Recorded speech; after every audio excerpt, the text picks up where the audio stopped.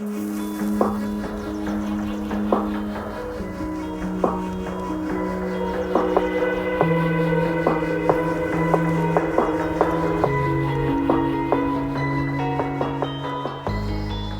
les explorateurs, je suis en ce moment à Marrakech avec Antoine VM, on est à Yasso.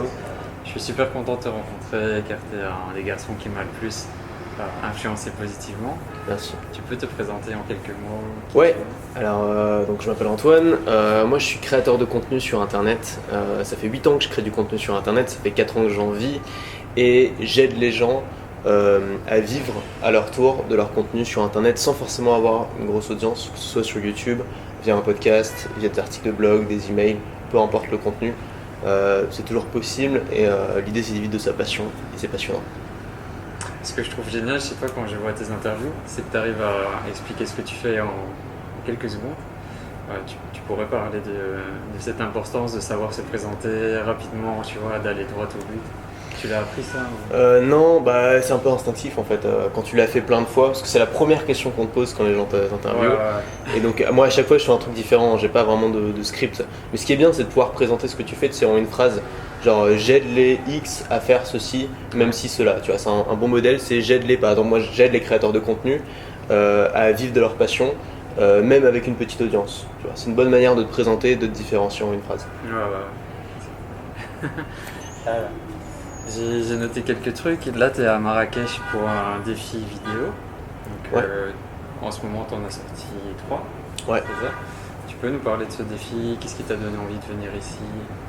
Bah, je suis déjà venu au Maroc, mais il y a très longtemps, quand j'étais enfant avec mes parents. Et je me souvenais pas de à quoi ça ressemblait. Et j'avais envie de revenir, et puis je me suis dit, je vais venir tout seul. Et je vais en profiter pour bosser. C'est un endroit quand même qui est assez photogénique. Ouais. On va faire des belles vidéos. Et j'avais envie aussi de me remettre un peu à la vidéo, parce que ça fait toujours la peine de voir que voilà, à une époque j'étais bon en vidéo, ça marchait et tout. C'est vraiment ma chaîne portait toute mon audience. Et aujourd'hui j'ai perdu un peu la main. Donc je me dis la meilleure façon de reprendre la main, c'est de faire une sorte de pool où pendant une semaine tu fais ça à fond tous les jours. Et puis au bout d'un moment tu reprends des automatismes et c'est ça que j'avais envie de faire. Ouais, c'est cool. Ce qui est génial avec toi, c'est que tu as différents canaux. Là, c'est principalement les emails, mais Ouais. voilà, tu restes ouvert à refaire des podcasts ou refaire des vidéos. Ouais, bah, je suis obligé en fait, parce que déjà moi j'aime tous les types de contenus. Ouais. Donc dès que je n'en fais pas un pendant longtemps, ça commence à me manquer et j'ai envie de le refaire. Et puis surtout, c'est ce que j'enseigne, tu vois. J'enseigne pas aux gens à faire la même chose que moi, j'enseigne aux gens à faire ce qui est le mieux pour eux. Et il y en a qui vont être plus à l'aise à l'écrit, d'autres qui vont être meilleurs en vidéo, d'autres qui vont pouvoir faire un peu de tout. Et c'est pas mal de pouvoir faire un peu de tout, parce que par exemple l'écrit, l'email ça vend bien, Ouais. la vidéo c'est bien pour attirer du trafic, donc ça permet d'utiliser chaque canal. Donc c'est aussi pour ça que je fais un peu de tout, c'est déjà pour pouvoir l'enseigner, pas oublier à quoi ça ressemble. Et puis parce que chaque format t'attire quelque chose en particulier. Moi, la vidéo sur YouTube, c'est vraiment pour le trafic, pour l'audience. Ouais. Et les emails quotidiens, c'est vraiment pour la fidélisation et la vente. Et en quelques mots, comment on fait pour réussir une vidéo impactante qui va devenir virale Si j'avais la recette des vidéos virales, je ferais que des vidéos virales, c'est pas le cas. Moi, ma technique, c'est d'en faire beaucoup. C'est c'est exactement la technique que tu utilises aussi sur ta chaîne, que je valide à 100%. Parce que quand tu fais quand tu fais tous les jours quelque chose, il finit par se passer quelque chose de magique. Tu commences à prendre des automatismes, ça devient facile pour toi. Tu développes une expérience. Pour tous les gens qui ont du mal à parler devant la caméra, qui sont pas à l'aise, ça apporte vraiment, enfin la meilleure façon de devenir à l'aise, c'est de le faire quotidiennement. Exact. Et puis tu deviens une référence petit à petit dans ta thématique, parce que tu as couvert tous les domaines de ta thématique en fait. Il n'y a pas une question qu'un type s'est posée auquel tu réponds pas dans une vidéo. Donc les mecs, à force de voir ta tronche partout, ils vont se dire bon bah ok, ce gars-là il est quand même présent quoi, il existe. C'est pas juste un gars qui a fait 3 vidéos et qui essaye. Tu vois, c'est un peu, moi j'adore la fable du lièvre et de la tortue. Tu sais, c'est une tortue, il y a un lièvre qui se lance le défi de faire une course. Et la tortue, bon bah elle va pas très vite. Et le lièvre il sait qu'il va gagner. Et comme il sait qu'il va gagner, bah il s'amuse, tu vois, il fait des sprints dans un sens puis dans l'autre, il drague les lapines, etc. Tu vois. Puis pendant ce temps, t'as la tortue qui remonte sa carapace comme ça, qui avance, qui s'arrête jamais d'avancer en fait. Et je pense que quand on n'est pas un lièvre, c'est-à-dire quand on n'est pas un pro de la vidéo virale, la seule chose qui nous reste c'est d'être une tortue et d'avoir la persévérance et de continuer, de faire toujours un pas après l'autre et de jamais s'arrêter. Voilà. Et moi je suis pas un lièvre, j'ai pas la recette des vidéos miracles sur YouTube, je sais pas faire ça. Donc ma technique c'est d'avancer, d'en faire tout le temps une, et puis si celle de la veille a pas marché, c'est pas grave, le lendemain j'en publierai une autre, et peut-être que celle-là elle va marcher. Puis un truc qu'on voit pas aussi sur YouTube, c'est que tout le monde veut faire des vidéos virales, mais il y a d'autres moyens finalement de faire des vidéos qui marchent. Moi j'ai 120, 130 000 peut-être abonnés sur YouTube, j'ai quasiment aucune vidéo qui est devenue virale, quasiment aucune. Par contre j'ai fait des vidéos qui ont fait 2000, 3000 vues et puis qui continuent à faire des vues tous les jours. J'ai des vidéos qui font 100, 200 vues par jour. Alors c'est pas énorme, il y a des youtubeurs qui font beaucoup plus que ça, mais n'empêche que quand tu as plus de 800 vidéos et que tu en as pas mal qui font plusieurs dizaines de vues par jour, au bout d'un moment ça commence à faire pas mal, et chacune de ces vues, on va dire, j'ai peut-être 10% des gens qui vont s'inscrire à la liste email, et donc ça fait que chaque jour j'ai, je sais pas, entre 50 et 100 nouveaux inscrits à la liste email. Génial. Automatiquement, et tu as des vidéos, je les ai sorties, je sais pas, il y a 4 ans, tu vois, ou il y a 3 ans, C'est ça qui est génial. et elles continuent à faire des vues tous les jours, en fait, et ça me demande plus aucun effort. C'est comme... je sais pas, c'est comme un placement financier, tu vois. Tu mets de l'argent dessus et puis chaque année ça te rapporte des dividendes. T'as rien à faire. T'as mis ton argent dessus une fois, t'as plus rien à faire. C'est ça qui est intéressant avec YouTube aussi. Ouais. Et il y a un petit risque aussi quand tu as des vidéos qui commencent à cartonner, c'est que tu te ramasses tous les haineux et tous les gens qui sont pas forcément bien dans sûr. ta thématique. Alors moi j'estime que ça fait partie du game. C'est l'autre face de la pièce. Ouais. Pour moi YouTube t'apporte énormément de choses. YouTube te donne une exposition extraordinaire. C'est-à-dire que si tu publies beaucoup sur YouTube dans une thématique, tu commences à avoir de l'exposition, YouTube met en avant tes vidéos, et tu peux pas en plus lui demander de t'exposer seulement aux bonnes personnes. Il va t'exposer, puis des gens ils vont cliquer, puis il y a des gens qui sont pas faits pour ton contenu, qui sont pas réceptifs à ton message, qui vont pas t'apprécier. Ouais. Et moi je m'en suis pris plein la gueule, hein. À mon avis encore plus que toi, tu vois. Ouais. Donc on connaît tout ça, et au bout d'un moment, tu t'endurcis quand même. Ce qui est bien, c'est que ça t'endurcit, ça te rend la peau plus dure, je pense, avec les années. Tu finis pas, t'es obligé en fait de t'y habituer. Et ensuite, ça fait partie de YouTube. Mais si on supporte pas ça, si vraiment c'est quelque chose qui nous angoisse terriblement, les haters, mieux vaut pas faire du YouTube. Tu fais des podcasts par exemple, ça n'existe pas les haters de podcasts, parce qu'il n'y a pas de commentaires, tu vois. Et même s'il y en avait, les gens qui écoutent des podcasts généralement sont pas les mêmes profils. Tu fais des mails, ça n'existe pas. Genre moi je reçois régulièrement des réponses à mes mails, c'est extrêmement rare que je reçoive des réponses d'insultes. Parce que le hater, ce qui l'intéresse, c'est pas de t'insulter. Ce qui l'intéresse, c'est de montrer, c'est pas pour toi en fait, c'est pour les autres. C'est qu'il y a un public en fait qui voit son insulte. C'est de te descendre en public, c'est ça qui l'intéresse. Mais le faire en privé par retour de mail, il va pas faire l'effort. Donc faut faire des mails ou des articles de blog ou des podcasts si on supporte pas la critique, et sinon faut l'accepter, c'est un whole package YouTube. Ça peut être violent, mais bon, ça peut aussi être... T'as aussi des commentaires très positifs, tu vois. Mais on les voit moins, on les oublie plus facilement, mais ils sont là aussi. C'est ça en fait. T'as les vrais quoi. Sans compliment et une insulte, tu vas retenir l'insulte. Bien sûr, notre cerveau est câblé pour retenir le danger plus que l'appréciation. Et ce qui est génial avec YouTube, c'est que c'est un outil de développement, parce que tu apprends à mieux parler, à mieux t'exprimer, à mieux gérer la critique des autres. Exactement, je suis complètement d'accord avec ça. Tu t'exposes, mais ça te rend meilleur. YouTube est extrêmement formateur. Moi, entre mes premières vidéos et maintenant, je pense que j'ai beaucoup progressé. Il y a encore du progrès à faire, mais je pense que j'ai beaucoup progressé. Et je pense aussi que j'ai grandi en tant qu'être humain. Ça fait bizarre de dire ça, hein, mais c'est juste des vidéos, mais c'est pas seulement YouTube, c'est le fait de créer du contenu. Créer du contenu de manière générale, ça t'aide à structurer ta pensée. Ça t'aide à savoir en fait à quoi tu penses. Parce que quand tu es dans la vie quotidienne et que tu pars toujours avec les mêmes personnes, donc tu es toujours un peu dans le même cadre, t'as pas forcément vraiment l'occasion de dire ok, c'est quoi mon opinion sur ce sujet-là, ou c'est quoi mes grandes valeurs ou les grandes règles qui dirigent ma vie. On a tendance en fait à prendre les règles des autres et puis à se les appliquer parce qu'on se pose pas vraiment la question. Mais faire du contenu, ça t'oblige à te différencier un peu de la masse, à avoir un discours qui est un peu intéressant. Et donc en fait, le fait de construire un discours intéressant, tu le construis puis tu dis c'est pas con en fait. Moi, ça m'est arrivé plein de fois de faire une vidéo en donnant un grand principe dans cette vidéo, et en fait, c'est en faisant la vidéo que j'ai commencé à appliquer ce principe. Pareil pour les formations, j'ai créé des systèmes pour des formations, pour des élèves, que ensuite j'ai appliqué à moi-même et qui ont changé ma vie, tu vois. Mais le fait d'enseigner, c'est la meilleure manière d'apprendre. C'est ça, je sais pas si on peut dire métier, mais c'est une activité géniale parce que tu évolues en permanence. Puis c'est plein de surprises, t'arrives des aventures de fou, parfois tu comprends pas, il y a un truc qui cartonne, tu comprends pas pourquoi, puis tu découvres pourquoi un peu de temps après, et puis parfois tu donnes tout, puis ça marche pas. T'as des succès, des échecs, enfin c'est une aventure YouTube. Peut-être ce qui est difficile au début aussi, c'est de faire du contenu qui va avoir aucune reconnaissance, aucune réaction. Ouais, et de bah, persévérer comme tu disais. la pire chose qui puisse t'arriver, c'est l'indifférence. Tu vois. Ouais. Et l'indifférence, on passe tous par là au début. C'est-à-dire que les gens ont peur des haters, ont peur de. Mais le pire de tout, c'est l'indifférence en fait. Si t'as pas de haters, c'est que t'as pas de message en fait. C'est que tu stimules pas les gens, tu secoues pas les gens, tu peux pas aider les gens sans être un peu clivant.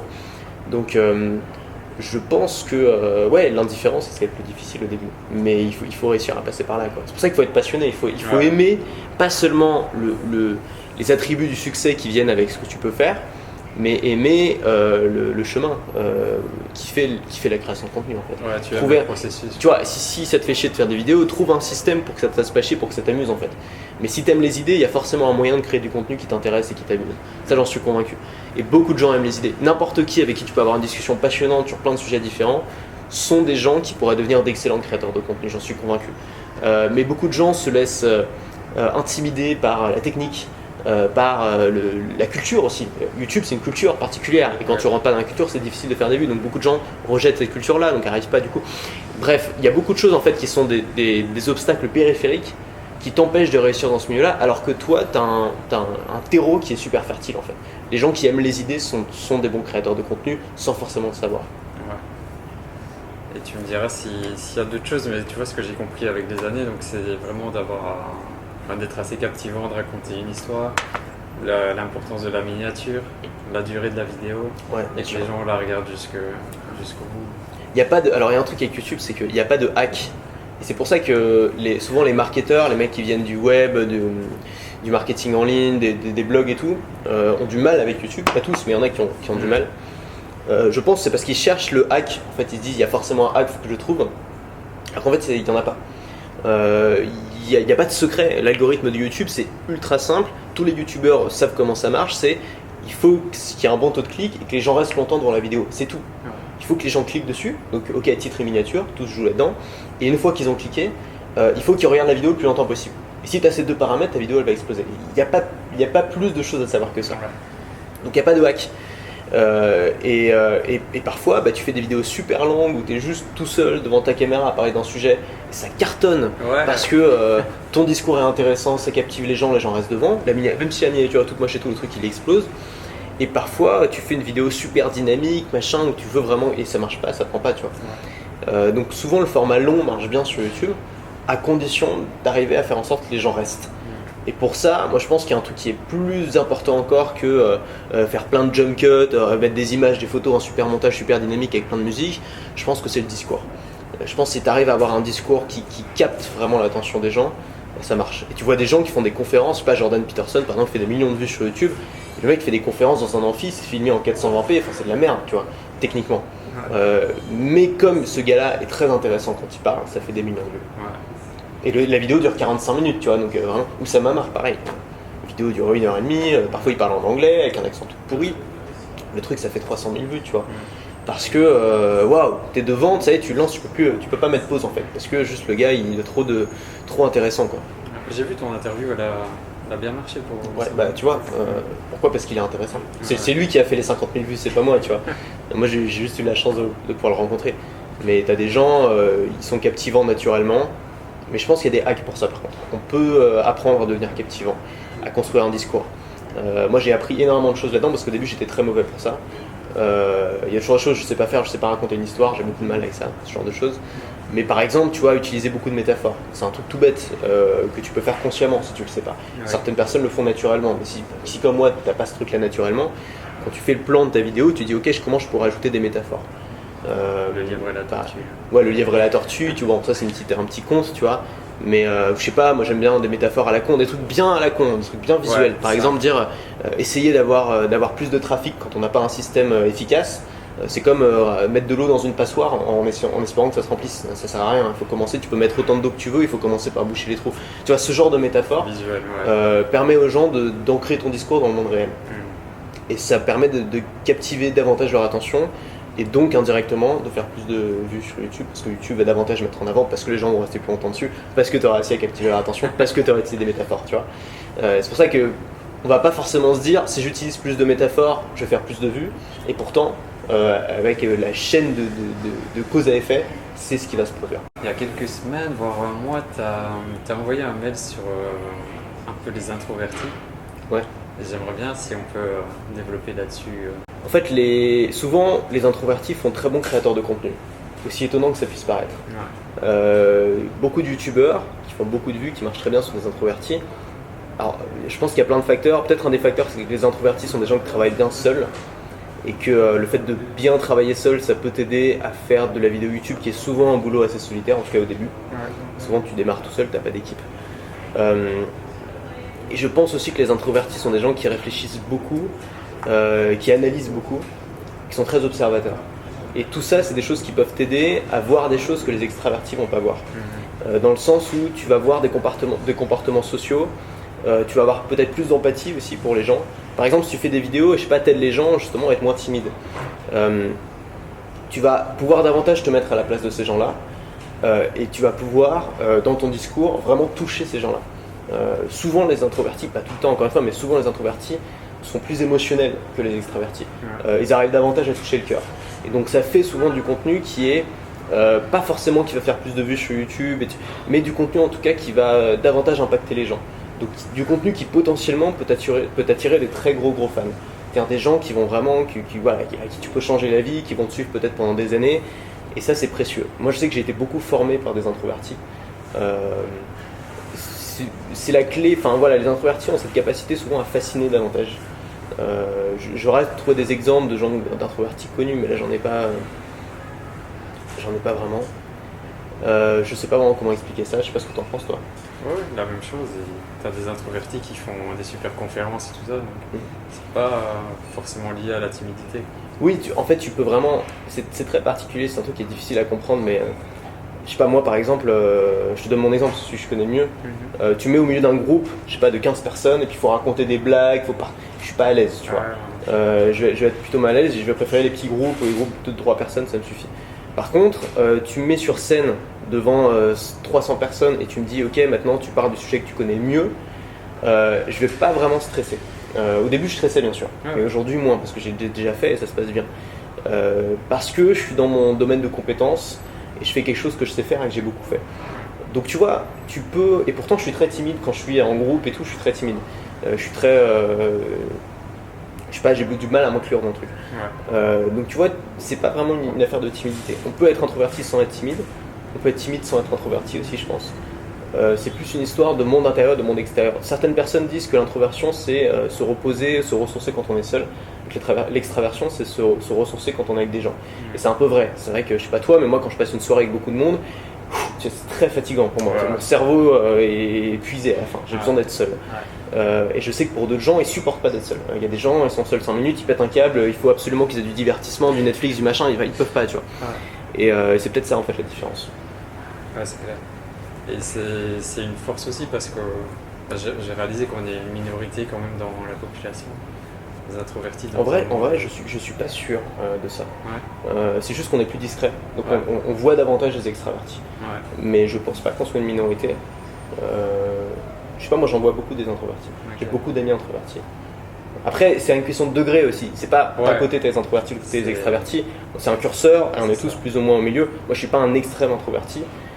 J'ai pas envie de vivre seul dans une grotte, tu vois. Mais je penche plutôt du côté des introvertis. Et dans ton travail aussi, tu le dis souvent, tu es assez solitaire aussi. Ouais. En tout cas, pour le travail, moi j'aime bien travailler seul. Je suis meilleur quand je travaille seul, c'est plus ça. Je sais pas toi, mais moi tu mets un groupe autour d'une table avec un groupe et tu dis ouais, faut brainstormer, trouver une super idée, je vais être nul. Par contre, tu me parles d'un truc, tu me donnes des indices et tout, puis tu me dis ok, maintenant je te laisse 2 jours, puis dans 2 jours tu reviens avec une super idée, et je vais avoir une super idée. Mais je vais la trouver quand je serai seul, la stimulation de groupe. Moi, ça peut m'aider, mais pas dans l'instant. C'est-à-dire que ça peut m'aider, mais l'idée, je vais pas la trouver pendant que je suis avec le groupe, je vais la trouver après, quand je serai tout seul. Tu vois. Je sais pas toi, mais moi, c'est un peu comme ça que je veux. C'est pour ça que faire une vidéo, je peux faire une vidéo à 2, mais il faut que j'y réfléchisse et que je la prépare seul. Je peux faire une vidéo en groupe s'il y a des gens autour de moi, mais pareil, faut que je la prépare quand je suis seul.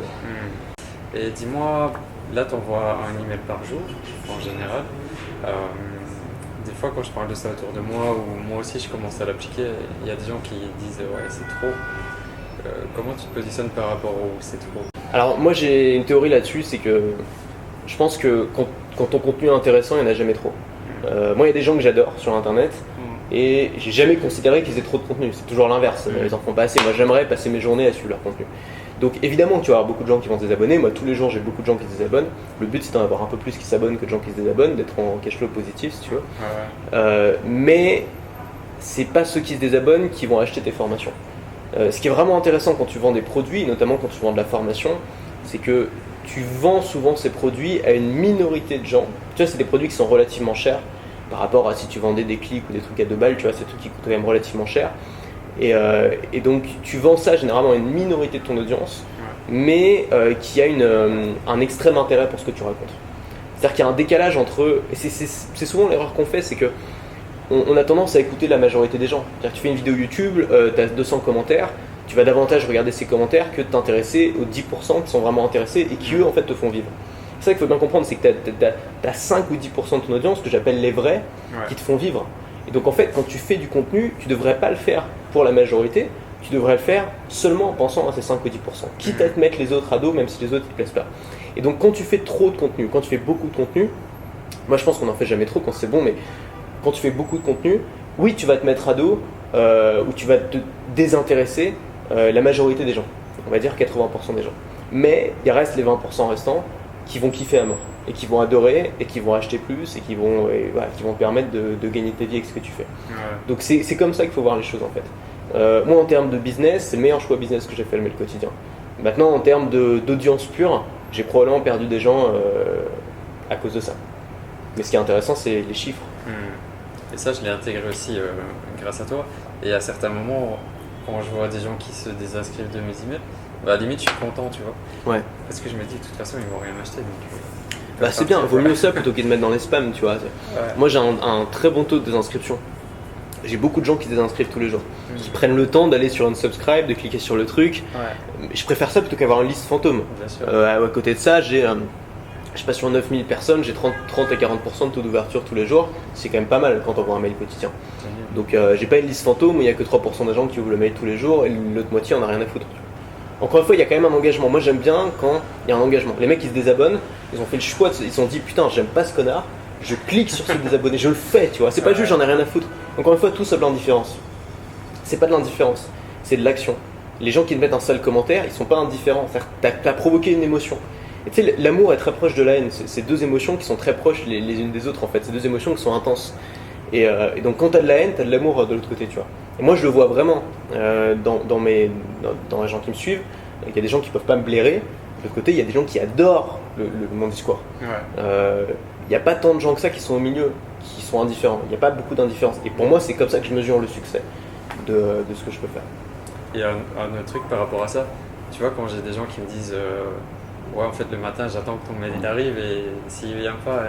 Ouais, c'est génial ça. Ouais, c'est là que ça me motive à continuer. C'est trop bien ça. Donc, ceux qui me disent c'est trop, désinscris-toi et je garde ceux qui sont intéressés. Et puis c'est trop, le gars, ça va, il peut supporter un mail de plus dans sa. C'est pas comme si tu venais sonner chez lui et que il reçoit juste un mail, donc s'il veut pas l'ouvrir, il l'ouvre pas, tu vois. T'en fous. Ouais. Et un peu dans le même état d'esprit, tu vois, là j'ai sorti ma première formation début septembre. Ouais. Et je pense que j'ai fait une erreur, je m'en suis rendu compte après. C'est que j'ai fait beaucoup de vidéos pour promouvoir la formation où j'ai donné pas mal d'informations.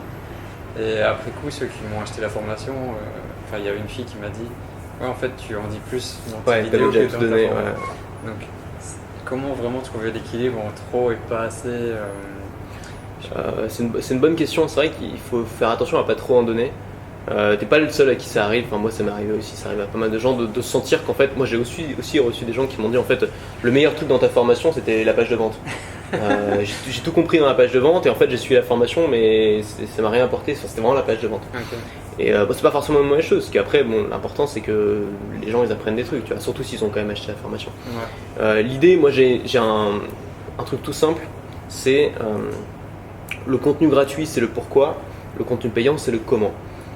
Ça veut dire que le contenu payant doit être plus chiant que le contenu gratuit. Le contenu gratuit, c'est le pourquoi. C'est pourquoi est-ce que c'est cette méthode qui marche le mieux. Comment est-ce que ça peut changer ta vie. Pourquoi est-ce que ce truc-là, ça marche pas. C'est le truc, voilà, tu le secoues, tu lui montres qu'il y a un truc qui peut changer sa vie. C'est le pourquoi. Et dans le contenu payant, c'est le comment. Et le comment, c'est un petit peu chiant. C'est les étapes. C'est voilà, concrètement, maintenant, ok. T'as compris que, par exemple, créer du contenu sur Internet, t'as compris que c'était un truc génial. Maintenant, comment faire? Bon, bah voilà, tu vas faire des plans comme ça, tu vas prendre une caméra, telle caméra c'est mieux, tu te mets face à une fenêtre pour avoir une belle lumière, hop, tu mets le micro relativement proche de sa bouche, tu vois. Ça va être la partie un peu chiante, mais c'est la partie que seuls les gens qui adhèrent à ton pourquoi vont être intéressés pour y accéder. Tu vois ce que je veux dire?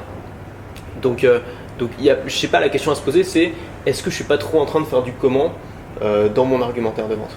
Est-ce qu'il faudrait pas que je reste sur le pourquoi et de me concentrer sur les résultats? Sur donner envie en fait aux gens et créer du mystère aussi. Une formation qui se vend bien, c'est une formation où il y a du mystère. Ça c'est un truc quand les gens ils veulent savoir. On se rend pas compte comme la curiosité vend. La curiosité c'est un levier de vente extraordinaire. Quand tu arrives à prouver aux gens que dans ta formation tu as un truc de fou, un truc nouveau, la nouveauté aussi, tu vois, un truc nouveau, un truc qui sort de nulle part que tu as inventé, qui peut leur permettre d'avoir 10 fois plus de résultats que ce qu'il y en a jusque là, les gens ils crèvent d'envie de savoir ce que c'est. Ils crèvent d'envie. Au point que tu as des gens, une fois que tu as fermé les portes, qui t'envoient des mails pour te supplier de les réouvrir en disant, tu vois, d'un truc de dingue. Parce qu'ils veulent savoir en fait. Ils veulent savoir le truc. Alors le risque c'est qu'ils soient un peu déçus après quand ils découvrent le truc. Mais bon, faut derrière trouver des bons systèmes, des trucs qui leur plaisent. Mais ouais, quand tu arrives à créer une obsession pour les gens de savoir ce qu'il y a dans ton produit, tu fais des ventes, ça marche bien ça. Ok, ben je vais retenir ça pour la prochaine formation. Et je vais en profiter que tu es avec moi. Je peux te parler de mon cas personnel. Oui, bien sûr. Oui. Tu vois, par exemple, là, j'organise des voyages en conscience, donc des voyages authentiques, des retraites spirituelles au Maroc depuis 2017. Je fais des vidéos, j'envoie des emails, j'ai pas fait de podcast, mais donc j'ai plusieurs cordes à mon arc. Et récemment, j'ai un ami qui est créateur de contenu aussi. Et il s'est vraiment positionné sur un thème. Donc lui, il s'est positionné sur les entrepreneurs pour les aider à se développer. Et à partir de là, j'ai vu qu'il a commencé à faire beaucoup de coaching et il s'est vraiment... il a gagné beaucoup d'argent à partir de ce moment-là. Ouais. Et je me posais la question, tu vois, est-ce que je continue comme ça ou est-ce que je me positionne encore plus? C'est un peu... En fait, les thématiques, c'est compliqué parce que personne peut venir de l'extérieur dire ta thématique elle est pourrie, c'est celle-là qu'il faut prendre. C'est un truc qui se trouve, la thématique. C'est pas un truc qui se prévoit, c'est un truc qui se découvre. Voilà. C'est-à-dire que tu commences, tu parles de plusieurs sujets, des choses qui t'intéressent, et puis tu vois s'il y en a qui prennent et s'il y en a qui prennent pas.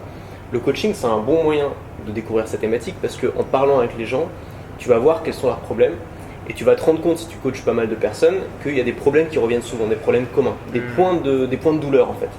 La douleur est très importante derrière les problèmes parce que c'est là-dessus que tu vas pouvoir vendre des produits. Donc des points de douleur. Et en partant de ces points de douleur, tu vas peut-être pouvoir cibler un peu ce que tu fais. Le problème, si tu veux, d'être dans une thématique assez large, c'est qu'on est en concurrence avec beaucoup de gens qui ont plus d'expérience que nous, qui sont là depuis plus longtemps, et on n'a pas vraiment de moyen de se différencier. La spécificité, c'est un moyen facile de se différencier. C'est-à-dire qu'au lieu, tu n'as pas besoin d'être le meilleur, tu n'as pas besoin d'être extraordinaire, parce que tu as juste besoin d'être le seul en fait qui fait ça. Si tu es le seul qui parle de tel sujet très spécialisé, les gens ils n'ont pas le choix. C'est-à-dire qu'ils ont tel problème très spécialisé, entre voir le gars qui est un spécialiste de leur problème et voir un mec qui est plus compétent mais qui est un spécialiste de rien, ils vont aller voir le spécialiste de leur problème systématiquement. Donc c'est un moyen plus simple. Maintenant ça ne veut pas dire qu'il faut s'enfermer dans une thématique très précise. Toi tu as le droit d'avoir envie de parler d'autre chose. Mais tu vois, moi ce que je fais par exemple de mon côté, c'est que j'ai une thématique globale qui est la création de contenu, l'indépendance sur le web. Mais je me rends compte en discutant avec les gens que ça soulève plein d'autres problèmes chez eux. Par exemple, le besoin d'être efficace, le besoin de se former, le besoin de rester focus, le besoin de vaincre leur timidité en vidéo, tout ce genre de choses, tu vois. Et je vais faire des formations là-dessus. C'est-à-dire qu'au lieu de faire, alors j'en ai fait, tu vois, mais au lieu de faire une grosse formation sur la création de contenu, où beaucoup de gens se diraient ouais bon j'en ai déjà suivi d'autres, pourquoi lui et pas quelqu'un d'autre, je fais des formations ultra précises sur certains problèmes qu'ont les gens. Par exemple, je sais pas, sur l'efficacité. Une formation, je sais pas, j'ai fait une formation qui a très bien marché sur la prise de notes, tu vois. Rien à voir avec mathématiques à la base. Mais il y a quand même un lien, parce que les gens qui sont intéressés par la création de contenu sont des gens qui se forment et sont des gens qui ont besoin d'avoir un système clair pour retenir ce qu'ils apprennent. Donc tu vois, tu cibles des trucs, tu sors une formation là-dessus, et parfois c'est surprenant comme ça cartonne. Moi mes formations qui marchent le mieux, c'est des formations souvent qui sont plus éloignées de mathématiques. Donc la prise de notes, j'ai fait une formation sur la bourse aussi qui a cartonné pour les débutants, sur le bitcoin pareil qui a cartonné. Tu vois, sur des sujets qui sont quand même assez éloignés de mathématiques, mais ça marche parce que en fait, les gens ils sont contents de te voir explorer d'autres horizons, et surtout, en fait, c'est plus au-delà de la thématique, c'est davantage le concept qui est intéressant. C'est-à-dire que les gens qui te suivent, généralement, en fait, une thématique on appelle une autre. Je sais pas si les gens sont dans comment dire, si les gens sont dans un domaine spirituel, si c'est la spiritualité ce qui les intéresse, c'est probablement des gens qui s'intéressent aussi à la santé. Ouais. C'est probablement des gens qui s'intéressent aussi au voyage. C'est probablement des gens qui s'intéressent aussi au minimalisme. C'est probablement des gens qui s'intéressent aussi à la méditation, ou au bien vivre, à la santé, au sport, etc. Donc tu vois, et tu te rendras compte en fait, discute avec eux, puis tu verras, tu le sais, tu vois, qu'il y a d'autres sujets qui vous intéressent tous. Ce qui peut être intéressant, c'est d'aller cibler leurs besoins dans tous ces sujets-là différents et de faire des formations précises là-dessus en fait. Donc rester dans le précis, tout en allant explorer d'autres thématiques. Les gens vont se dire, en fait, une fois que tu as cette clé pour faire des bons concepts de formation, tu peux vraiment t'amuser et sortir de ta thématique. Mais le plus important, c'est pas d'être dans une thématique précise, le plus important, c'est d'avoir un bon concept de formation qui va résoudre les problèmes de ton audience. Tu vois ce que je veux dire ? Okay. Et ce qui m'avait aussi plu récemment, quand tu avais expliqué ça, qu'il y a aussi le côté les gens te suivent pour ta personnalité. Ouais. Et du coup, voilà, tu peux explorer d'autres. Ouais, les gens vont te suivre. Complètement. Ça, c'est génial. Ça, c'est top parce que, ouais, c'est ça, c'est ce qui limite la concurrence dans ce métier-là. C'est qu'il y a un gars qui peut être meilleur que toi. En tout cas, toi, tu peux le trouver meilleur que toi. Et bizarrement, tu as des gens qui vont te dire, moi, lui, je peux pas le blairer. Tu vois. Toi, tu dis, mais attends, mais il est bien meilleur que moi. Et le gars te dit, non, moi, je peux pas le blairer, j'aime pas sa tronche, j'aime pas. Tu vois. Et toi, par contre, et ça, t'es là, c'est étrange en fait. Et tu te rends compte que ta personnalité est segmentante. Ta personnalité segmente naturellement les gens qui te suivent. Et le danger, c'est justement de voir d'autres gens. Je sais pas, moi par exemple, encore une fois, je te parle de mon domaine parce que c'est celui que je connais le mieux. Ouais. Dans le domaine du web marketing, de la création de contenu sur internet, t'as des mecs, leur stratégie, c'est les Lamborghini, les bouteilles de champagne, les belles montres, etc. Tu vois, c'est dans ta face. Et moi, c'est pas mon style, mais ça marche. C'est-à-dire qu'ils ont une audience, ils ont un style d'audience qui aime ça et qui, voilà, ça les fait kiffer. L'erreur que je pourrais faire, c'est de me dire parce que ça marche, ils ont l'audience, il faut que je fasse la même chose. Et de faire un truc qui me correspond pas du tout, je m'en fous des voitures de luxe, un truc qui me correspond pas du tout, juste pour faire de l'audience, juste pour faire comme eux. Mais ça marchera pas en fait. Comme dit Oussama Ammar, c'est comme un mec de droite qui fait du rap, tu vois, ça colle pas, c'est un truc qui va pas. Donc mieux vaut rester juste dans son style à soi, et être, au lieu d'essayer d'être quelqu'un d'autre, être une exagération de soi-même. C'est-à-dire prendre ses caractéristiques et les augmenter, si tu veux. En faire un gros truc, devenir un personnage, tu vois. Une caricature un peu de soi. Ouais, c'était ça que t'expliquais. Très intéressant. Assumer à 100% aussi. C'est sympa en plus, parce que les gens ils t'apprécient pour toi. Ils t'apprécient pas pour le personnage que tu as construit. Vraiment, ils te connaissent, ils t'apprécient pour toi. Et puis tu montres aussi tes failles quand tu fais ça. T'assumes en fait tes faiblesses, t'assumes un peu ton côté niais, ton côté pas doué. Et du coup, ça te permet aussi. Tu sais, c'est un bon moyen. Bon, c'est entre toi et moi, mais c'est un bon moyen quand tu vends la preuve sociale. Il faut que tu montres que tu as du crédit. Il faut que tu montres que tu es crédible, que tu as accompli des choses, que les gens ils ont raison de te suivre toi parce que tu es meilleur. Il faut que tu le montres.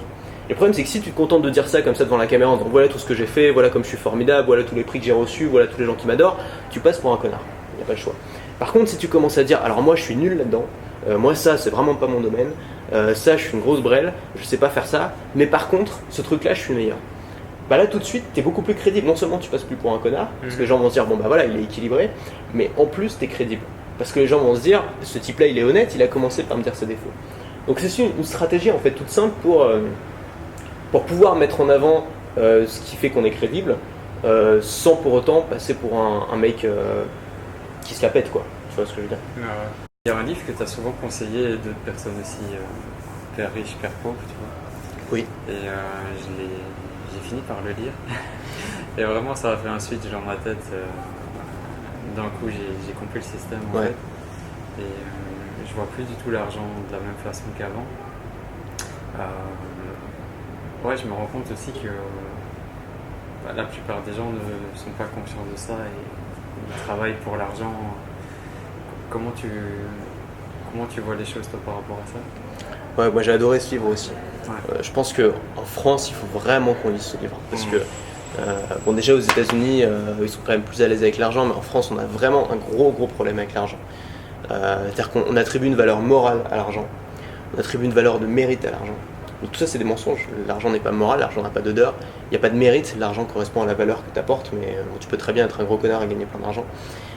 Et les gens, comment dire, et les gens ne savent pas gérer leur argent. Moi, j'en faisais partie. Hein. J'étais nul avec mon argent, je claquais tout ce que je gagnais. Pour moi, l'argent était fait pour être dépensé dans la minute. Et pour moi, c'était ça, en fait, être riche. Et en fait, non. Ce bouquin, il t'explique tout l'inverse. Il t'explique, voilà, comme tu l'as dit, il y a une phrase qui résume vraiment tout, c'est les pauvres travaillent pour l'argent, les riches font travailler l'argent pour eux. Ouais. Et c'est ça, en fait, quand tu comprends ce principe-là, la colonne actif-passif, d'acheter des actifs, de ne pas acheter des passifs, etc., d'éviter l'endettement, ce genre de choses, ça peut vraiment t'aider. J'ai plus exactement le livre dans la tête, j'ai relu il y a quelques mois quand même. Vraiment, c'est un livre qu'il faut lire, surtout quand on commence à gagner de l'argent. Ouais. C'est le genre de bouquin, voilà, qui peut complètement changer ta vie, quoi. Ouais, c'est un livre déclic.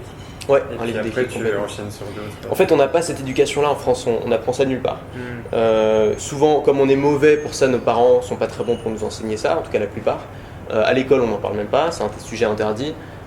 Études supérieures non plus. Et moi, j'ai fait une école de commerce, hein, mais j'ai jamais appris ces trucs-là. Non, jamais. J'ai appris à faire de la compta. Je peux te faire un compte de résultats, un bilan, pas de souci, mais je sais pas pourquoi, je sais pas comment gagner de l'argent, j'ai rien appris là-bas. Et je sais pas comment gérer, etc. Mais ouais, c'est des grands principes en fait, ce bouquin. C'est des grands principes qui t'aideront à gagner plus et à mettre de côté, quoi. Et un autre sujet, est-ce que tu es heureux de vivre dans cette époque actuelle où tout est en train de changer, où Internet a bouleversé les... Bah bien sûr. Bien sûr, parce que j'aurais probablement pas mon business, j'aurais probablement pas cette vie-là dans une autre époque. Et je trouve que c'est une époque fascinante où il se passe énormément de choses. Il y a des enjeux énormes. Et je suis pas défaitiste par nature, moi je suis optimiste. J'aime le changement, j'aime la nouveauté, j'aime les défis. Je pense qu'on vit dans une belle époque pour ça. Et puis on vit dans une époque aussi où on a beaucoup de liberté. Les gens ne se rendent pas compte de ça. Mais on a énormément de liberté. On a quand même la possibilité en France, peu importe en tout cas où tu nais en France, t'es français, tu peux réussir. Tu peux créer ta boîte, tu peux sortir du lot. T'as pas besoin pour créer ta boîte d'être né forcément au bon endroit, d'avoir les bonnes connaissances, etc. Tu peux apprendre n'importe quoi. T'as un accès à la connaissance qui a jamais été aussi facile. T'as même pas besoin d'argent. T'as plein de trucs sur internet gratos qui sont géniaux. T'as une liberté immense avec un passeport français, mais les gens se rendent pas compte aussi. Avec un passeport français, tu peux aller quasiment n'importe où dans le monde. À un moment, je voyageais en Inde. Enfin, je voyageais pas en Inde. Je voyageais en Malaisie, puis j'avais rencontré un Indien là sur place, et puis on s'était dit, tiens, on va se retrouver en Thaïlande, ça va être cool. Et moi, j'y suis allé, et lui, il a pas pu y aller parce que son passeport indien, il le laissait pas rentrer. On se rend pas compte qu'un passeport français, c'est un pass, c'est un privilège immense. Ouais. On vit dans une époque où les bouleversements technologiques font que, encore une fois, les gens se rendent pas compte. On a dans notre poche un appareil qui nous permet de communiquer avec la Terre entière. Mais t'imagines, c'est fou, et ça fait que 10 ans que ça existe, machin-là. Un appareil qui nous permet de communiquer avec la Terre entière, qui nous permet de créer une activité, de gérer une activité, de gagner de l'argent, de toucher des gens, de faire passer un message, de changer le monde à notre échelle, de toucher potentiellement des millions de personnes, de changer la politique, de changer tellement de choses. Et on est là et on se plaint, quoi. Tu vois, moi j'ai du mal avec cette mentalité-là de pas avoir conscience de la chance qu'on a. Alors oui, il y en a qui ont plus de chance que d'autres, qui sont nés mieux que d'autres. Mais c'est pas une raison, tu vois. Ça sert à rien en fait de se plaindre. C'est juste, ça apporte pas de solution. Ça apporte que du malheur. Les gens qui vivent dans la jalousie et dans l'aigreur se dessèchent en fait, tu vois. Ils finissent comme des vieux pruneaux, là, tout desséchés, tout aigris, complètement renfermés sur eux-mêmes, à vomir leur haine, mais tu vois, c'est sale. À côté, tu peux t'ouvrir, voir les trucs qui te plaisent, essayer de saisir des machins, de construire des choses, tu vois, de fabriquer des trucs. T'as une vie qui est tellement mieux, tellement plus inspirante quand tu vois le bon côté des choses et quand tu essaies de fabriquer, plutôt que quand tu essaies de détruire et que tu détestes tout le monde, quoi. C'est un problème il faut soigner en fait, c'est un problème les gens sont malheureux. Les gens qui ont une haine de cette époque-là sont avant tout des gens qui ont une haine d'eux-mêmes, je pense. Ouais. Je sais pas si tu connais Kenny Arcana. Non. C'est une rappeuse, elle dit la beauté de la vie dépend de ton regard. Ouais, bah, bien sûr, évidemment. Et les gros bouleversements aussi actuels, c'est on est en plein changement avec le crypto-monnaie, avec Tesla, avec SpaceX, tu vois, c'est une période extrêmement intense. En fait, ça va très très vite, c'est ça qui fait peur aux gens aussi. Tout va très vite.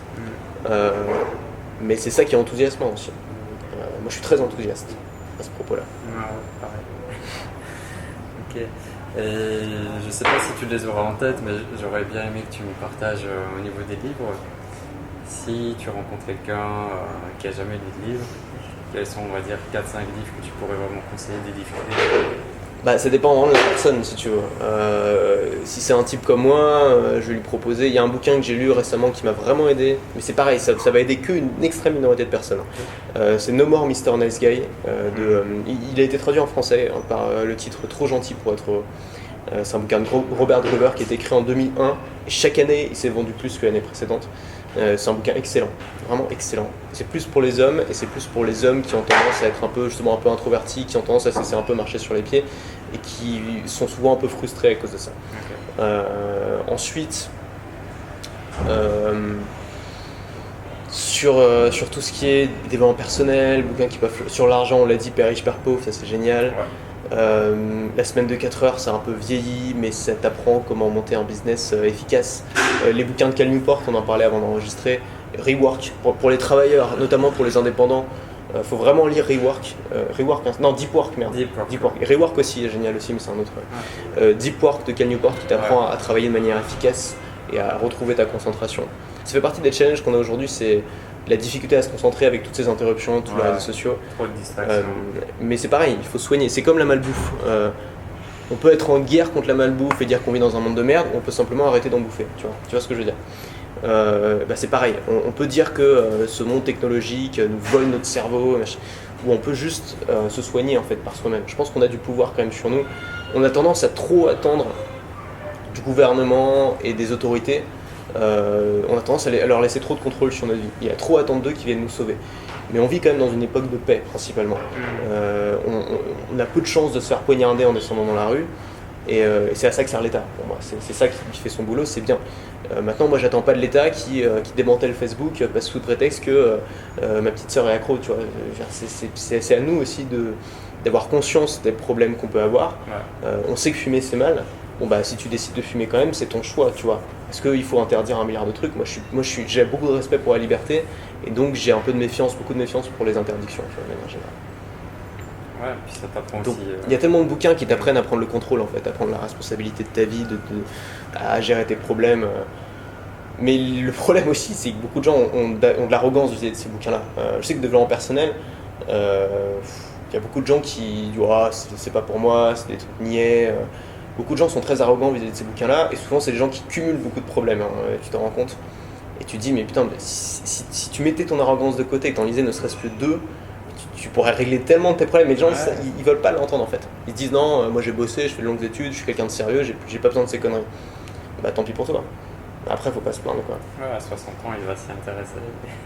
Ouais, peut-être. Enfin, je sais pas, moi je trouve quand même le développement personnel ou des bouquins de non-fiction qui t'apprennent des choses peuvent réellement te former. C'est un grand paradigme aussi de notre société, c'est que on n'est plus dans un monde où on se forme les premières années de notre vie et ensuite on vit avec ça pendant 50 ans. On est dans un monde où si on veut participer à ce monde-là et être intégré, il faut se former continuellement. Dès qu'on a un problème, il y a toujours un bouquin qui a été écrit pour ce problème. Il n'existe quasiment aucun problème où il n'y a personne qui s'y est penché. On a quand même à disposition, en un clic sur Amazon, on a à disposition des millions de cerveaux spécialisés dans notre problème. Je sais pas, toi ton problème c'est la timidité, tu as des tas de bouquins qui ont été écrits par des gens qui ont consacré leur vie à résoudre ce problème-là. Et le bouquin il coûte quoi? 15 balles, tu vois. C'est bon quoi, la solution elle est là. Le mec c'est un spécialiste, pour 15 balles tu peux rentrer dans le cerveau d'un expert quoi. C'est génial. Et t'as tous les vieux livres aussi d'Al Carnegie. C'est vachement bien ça. C'est vrai que ce bouquin, attends c'est quoi déjà? Comment se faire des amis. Ce bouquin c'est bien le genre de bouquin qui a complètement le pouvoir de changer ta vie, tes relations, et que la plupart des gens, en tout cas en France, vont pas lire parce qu'ils vont avoir de l'arrogance vis-à-vis de ce bouquin. Comment se faire des amis, j'ai pas besoin de ça, tu vois. Et pourtant, putain, c'est ces gens-là, souvent tu te dis, putain, mais si tu lisais ça, mec, ça serait tellement plus agréable d'être avec toi. Et c'est genre un truc que t'as envie de leur offrir, mais tu sais qu'ils vont pas le lire, donc tu dis tant pis, quoi. Parce que il explique la psychologie humaine et comment on fonctionne. Ouais, les bases. Mais nous, on est nuls en psychologie, quoi.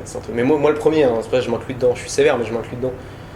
Tu vois, les débats en France, on est quand même pas très bon en psychologie, quoi.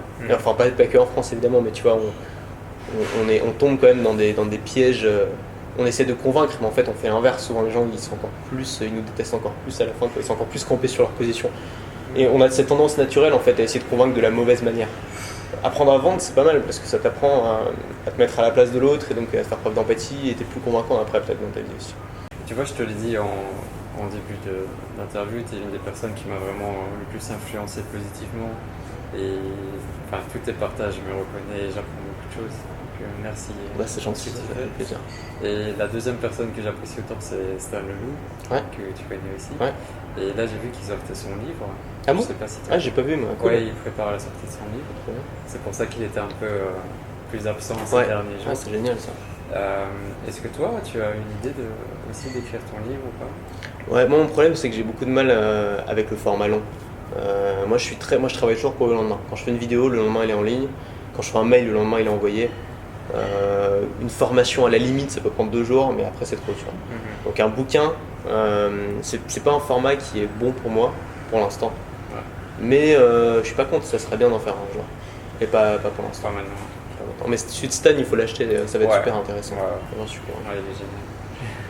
Et tes projets là, à court terme jusqu'à fin de l'année? Je voudrais pas mal voyager, passer pas mal de temps aux États-Unis, à New York. C'est une ville qui m'inspire et qui m'apporte beaucoup.